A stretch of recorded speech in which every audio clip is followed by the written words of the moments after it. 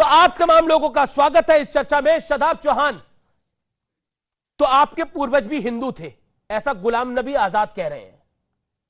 देखिए, गुलाम साहब किसके गुलाम हैं, मैं उस पे विषय पे नहीं जाना, उनकी अपनी राय है। लेकिन ये कड़वा सच है जिसको हम दिल से स्वीकार करते हैं और सम्मान करते हैं कि हमारे पूर्वज ठाकुर जसवंत सिंह थे, जिन्होंने, सुन लीजिए, जिन्होंने अपनी मर्जी से घर वापसी की। क्योंकि हमारा यह धार्मिक बिलीफ है कि दुनिया में जो कोई पैदा होता है, मुसलमान पैदा होता है, और आदम अलैहिस्सलाम जो उसको उनको सब मानते हैं, वो भारत में आए, तो पूरी दुनिया जो है वो भारत से शुरू हुई है। हमारा भारत तो इतना महान है। दूसरी बात, ऋषि सुनक जी ने कहा जय सिया राम, और आज हमारे यहां लोग दुर्भावना में नारा कौन सा लगाते हैं? जय श्री राम। कब लगाते हैं? सम्मान करते समय नहीं, गरीबों की हत्या करते समय, बेसहारों को मारते समय। राम मंदिर का जब शिलान्यास करने गए थे प्रधानमंत्री नरेंद्र मोदी, तो उन्होंने जय सिया राम का नारा ही लगाया था। अच्छी बात, तब तो आप छाती पीट रहे थे। नहीं, कभी नहीं, हमें कोई आपत्ति नहीं उस नारे से। ठीक है। सुधांशु त्रिवेदी, गुलाम नबी आजाद ने एक बात बोली, तो मुझे लगा कि मुझे पढ़ना चाहिए कि क्या है। तो मैंने शेख अब्दुल्ला साहब की ऑटोबायोग्राफी पढ़ी। उन्होंने भी बोला कि हमारे पूर्वज भी हिंदू ही थे। और तो और आपको बताऊं, बेनजीर भुट्टो की जो ऑटोबायोग्राफी उन्होंने लिखी थी आज से 25-30 साल पहले, डॉटर ऑफ द ईस्ट, उसमें उन्होंने लिखा है कि उनके पूर्वज राजस्थान के राठौड़ से। बहुत सारी बातें ऐसी, इसमें कहीं कोई किंतु परंतु की गुंजाइश नहीं है। मुझे लगता है कि कुछ लोग जो अपनी सियासत की दुकान, तो नफरत की दुकान और मोहब्बत की दुकान वाली, मतलब दुकानदारी तो है ना, उनकी दुकानदारी चलती रहे, इसलिए वो भारत से अलग आइडेंटिटी भारत के भिन्न भिन्न मजहब के लोगों की बनाकर रखना चाहते हैं। ये एक समस्या है। अभी इन्होंने एक बात कही थी ना, जय सिया राम, जय श्री राम, ये बहुत लोग बोलते हैं। अरे जय श्री राम का नारा कब था? जब राम मंदिर राम लला के लिए था। भाई अभी तो राम लला थे, बालक राम थे। सिया राम तो तब आएंगे जब युवा होकर विवाह होगा। साजिद सिद्दीकी, गुलाम नबी आजाद ने जो कहा सही कहा। क्या आपको लगता है उनकी बात से आप सहमत हैं? क्योंकि शेख अब्दुल्ला ने भी अपनी ऑटोबायोग्राफी में यही लिखा है। देखिए, सबसे पहली बात तो यह है कि नेता और अभिनेता, इनका कोई दीन धर्म नहीं होता। ये कब कहां कल्टी खा जाए कुछ कह नहीं सकते। सबसे पहले तो ये समझ लेना चाहिए। दूसरी बात, ये सत्य है, इसमें कोई दो राय नहीं है। जैसे शादाब ने भी कहा, सब जानते हैं हिंदुस्तान में 90% लोग कन्वर्टेड है, इसमें कोई दो राय नहीं है। लेकिन कन्वर्ट होने के बाद में जब ये कन्वर्ट हुए क्यों थे, मैं ये जानना चाह रहा हूं। क्यों का क्या मतलब है? सवाल है। नहीं, क्यों का क्या मतलब है? सवाल है। अगर एक आदमी हिंदू से मुसलमान, तो क्यों का क्या मतलब हुआ? तो मेरा सवाल है कि क्यों हुए थे? आस्था उसमें जागी तो मुसलमान हो गया। अच्छा। भाई किसी की आस्था क्रिश्चियन में जाग रही, वो क्रिश्चियन हो गया। क्यों का तो कोई सवाल ही नहीं होता। तो इस्लाम में अलाउड है ऐसा कन्वर्ट? क्यों तो ऐसा हुआ जैसे, नहीं, अगर एक बच्चा पैदा हो रहा है कि साहब ये पैदा क्यों हो गया, अरे हो गया भाई, ऊपर वाले ने दे दिया। हमें पता बच्चा कैसे पैदा हो रहा है, बताने की कैसे नहीं, क्यों? वो पता है कन्वर्जन के लिए पूछा है। बच्चा तो पैदा हो रहा है, पता है कैसे पैदा हो रहा है। बहुत विद्वान मानता था आपको तो कैसे और क्यों में भी फर्क का पता नहीं। कैसे और क्यों का फर्क पता नहीं आपको? आप इतना, मैं तो विद्वान मानता था आपको बहुत। अरे मैं भी आपको पढ़ लिख के आते हो, तभी तो आपसे सवाल पूछो। कैसे और क्यों में फर्क का पता नहीं। तभी आप विद्वान हो, आपको कैसे और क्यों का फर्क पता नहीं। मैं तो सवाल पूछ रहा हूं भाई, क्यों हो मेरे भाई सोच के तो पूछा करो। जब हमने मान लिया कि हाँ कन्वर्टेड है, अब कन्वर्टेड क्यों है उस पर मत जाइए। जो आदमी इस्लाम में, कोई ऐसी बातें छुपाना चाहते हैं, जो छुपाना नहीं चाहता, छुपाने का क्या मतलब है इसमें? तो बता दीजिए। फिर आप एक बेतुकी बात बोल गए। बेतुकी नहीं, मुझे गर्व है कि मैं हिंदुस्तानी हूं और मुसलमान हूं। मुझे गर्व है, और मैं सीना ठोक के कहता हूं, 156 इंच का सीना लेके कहता हूं मैं मुसलमान हूं। 156 इंच का? यस, 56 नहीं, 156 इंच। देखिए, धर्म परिवर्तन होता है जिसको समझ आ गया।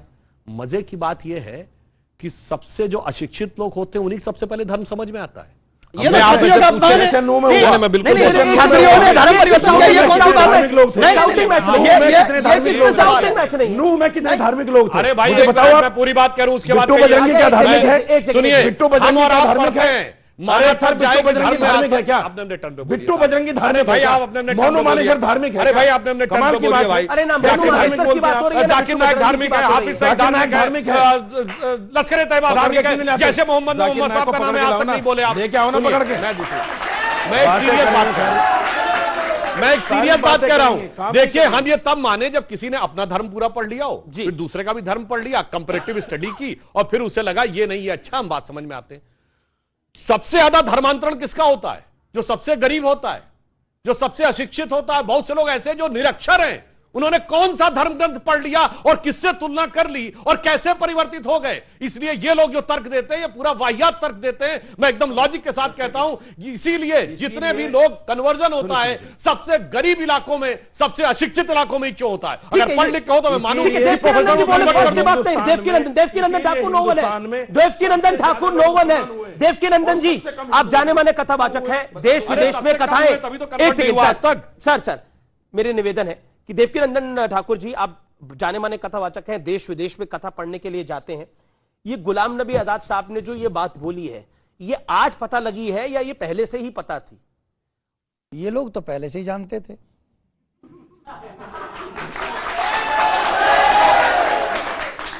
बार बार नारे मत लगाइए, मेरा निवेदन है।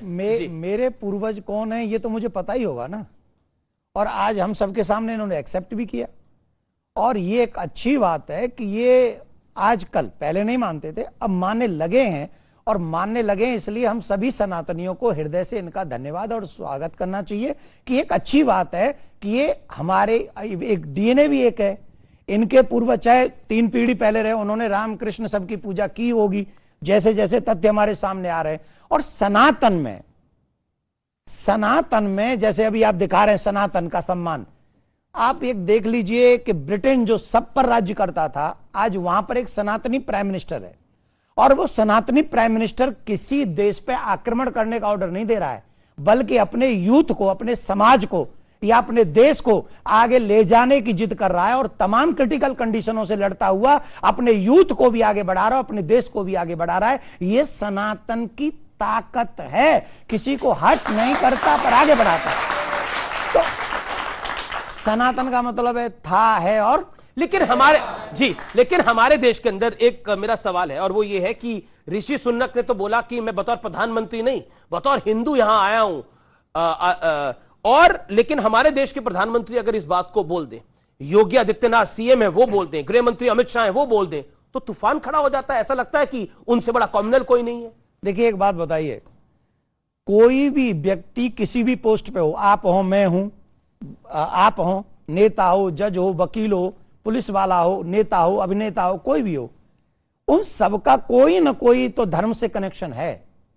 एक बात मैं आज आपके चैनल के माध्यम से बता रहा हूं, सब लोग सुन लें जी। जो मनुष्य जिस धर्म में पैदा हुआ है और अगर किसी पद पे बैठकर उसको वो नहीं मानता है, इसका मतलब ही है कि वो अगर उस धर्म को नहीं मानता है, इसका मतलब उस संविधान की कसम को भी नहीं मानेगा।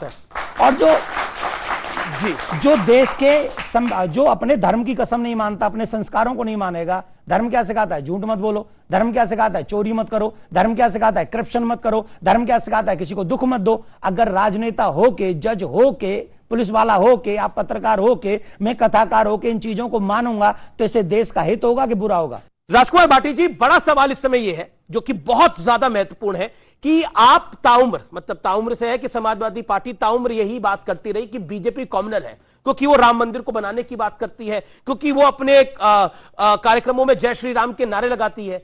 अब तो जय सिया राम का नारा ऋषि सुनक भी लगा रहा है, और वो कहता है कि मैं पहले हिंदू हूं, बाद में प्रधानमंत्री हूं। क्या कहिएगा आप?